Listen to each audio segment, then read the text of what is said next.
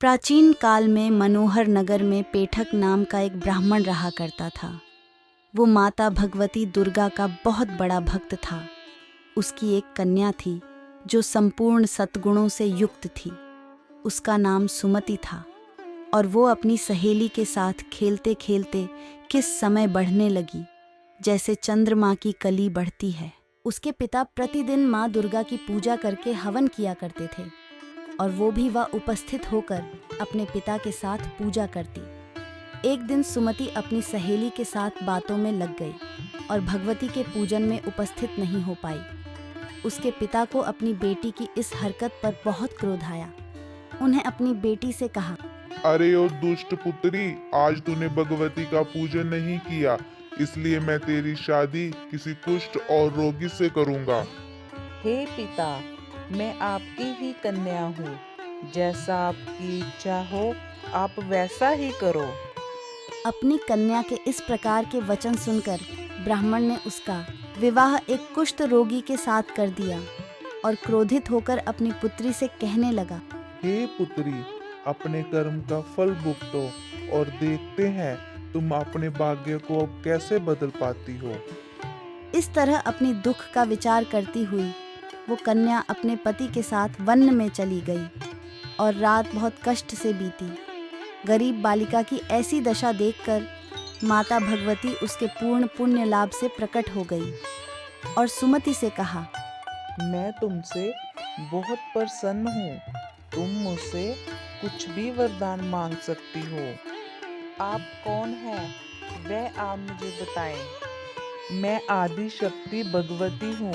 मैं ही ब्रह्म विद्या और सरस्वती हूँ। मैं तुझ पर तेरे पूर्व जन्म के पुण्य के प्रभाव से प्रसन्न हूँ। तुम्हारे पूर्व जन्म में तुम एक भील की पत्नी थी और बहुत ही पवित्र थी। एक दिन तेरे पति ने चोरी की और सिपाहियों ने तुम दोनों को पकड़ लिया और ले जाकर तुम दोनों को तहखाने में बंद कर दिया। तुम दोनों पति पत्नी को उन्होंने कुछ खाने को नहीं दिया था।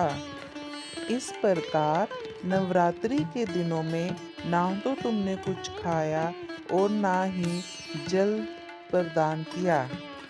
इस प्रकार वो 9 दिन का व्रत हो गया। हे ब्राह्मणी, इसी प्रकार मैं तुमसे प्रसन्न होकर तुम्हें मनवांछित वर देती हूँ। तुम मांगो जो मांगना चाहती हो। हे माँ दुर्गे, अगर आप मुझ पर प्रसन्न हैं तो कृपया मेरे पति का कोहर ठीक कर दीजिए।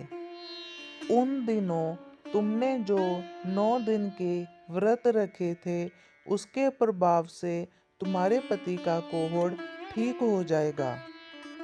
इस प्रकार के वचन सुनकर सुमति बहुत खुश हुई और उसका पति निरोग होकर बहुत ही सुंदर और कांतिवान हो गया। वाह ब्राह्मणी! पति की ऐसी काया देखकर देवी की सुट्ठी करने लगी और कहने लगी, आप दूसरों की दुर्गति को दूर करने वाली, दुखों को दूर करने वाली, रोगियों को निरोग करने वाली, खुश होकर मनवंसित फल देने वाली जगत की माता हो। मुझ निरप्रत को मेरे पिता ने एक कुच्छत रोगी के साथ विवाह कर दिया और घर से निकाल दिया। मेरे पिता के तिरस्कार से मैं वन में रहने लगी और अभी आपने मेरा उद्धार किया। हे देवी, मैं आपको प्रणाम करती हूँ। आप मेरी रक्षा करना।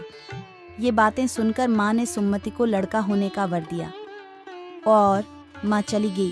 तो इसीलिए माता ने सुमति पर कृपा करी, वैसी कृपा वो सब पर करे।